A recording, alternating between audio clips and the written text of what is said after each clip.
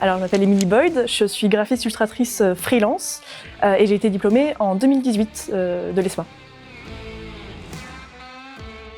Il faut savoir que l'ESMA déjà a une bonne réputation, c'est un peu la référence. Et en fait, c'est les portes ouvertes qui m'ont tout simplement amenée ici.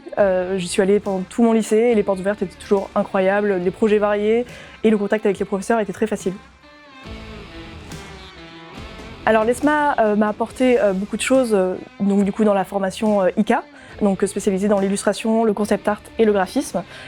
Beaucoup de fondamentaux sur le dessin, sur les logiciels en général, le professionnalisme, quel statut choisir après et les potentiels débouchés professionnels. Alors moi, il faut savoir que, comme beaucoup, j'imagine, dans le métier, j'ai toujours dessiné. J'ai toujours été soutenue par ma famille et en fait, c'était un peu une évidence pour moi de faire ça. C'est vrai que c'est grâce à l'ESMA, grâce à la première année de préparation, que je me suis vraiment dit, tiens, l'illustration, c'est vraiment ça en fait, où j'ai envie d'y aller, de créer des projets, de raconter une histoire, voilà, de vraiment créer quelque chose. Quelque chose qui est sorti du lot du coup à l'ESMA, en fait c'est les professeurs. Les professeurs étaient très à l'écoute, on a un contact très facile avec eux, c'est très fluide, on a envie de les écouter, on a envie d'apprendre avec eux et c'est ça qui fait vraiment, je pense, la particularité à l'ESMA. Alors la matière, je pense que j'ai le plus apprécié, c'est illustration traditionnelle, où vraiment on apprend à dessiner, à tester plein de techniques différentes, et aussi l'édition, l'illustration jeunesse, voilà, ce genre de choses qui m'ont particulièrement touchée. Aujourd'hui, je suis illustratrice graphiste en freelance, donc à mon compte. Je travaille principalement du coup, de chez moi.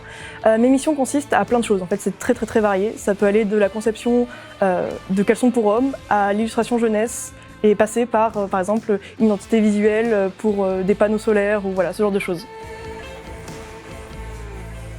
Alors c'est assez une spécialité qui m'anime, mais c'est assez large, c'est créer des identités visuelles. Parce que je trouve ça très complet, ça peut être de l'illustration, ça peut être du coup du graphisme, et du coup ça change tout le temps. En fait c'est tout le temps très varié, et c'est un peu aussi la petite touche qui fait que tiens, j'ai rajouté quelque chose au métier que je veux représenter, et qui lie en fait mes deux métiers, donc le graphisme et n'importe quel métier, et ça je trouve très beau.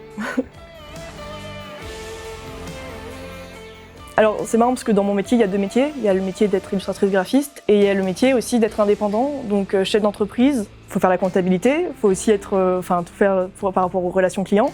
Donc c'est un métier très complet. Je dirais qu'il faut être autonome, pas avoir peur, avoir de l'assurance et surtout très organisé.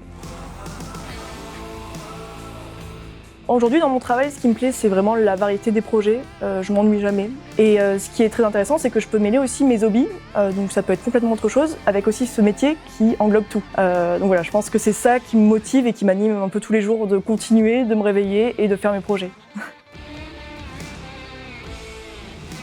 C'est pas le plus gros projet auquel j'ai participé, mais je pense que c'est ça relie un peu tout ce que j'aime. C'est en fait le projet sur lequel je travaille en ce moment. Je suis community manager, directrice artistique et graphiste pour l'USS Gaming Festival.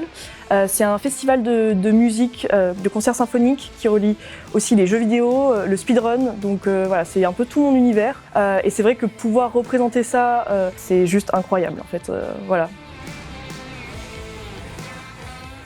C'est continuer ce que je fais déjà, créer encore un réseau encore plus grand, travailler dans des plus grands festivals et aussi me spécialiser un peu plus dans l'e-sport. Continuer de créer, en fait créer à l'école et créer aussi chez vous à partir de ce qui vous anime et la motivation viendra aussi avec ça. Et aussi écouter vos professeurs, ils ont vraiment des très bons conseils à vous donner.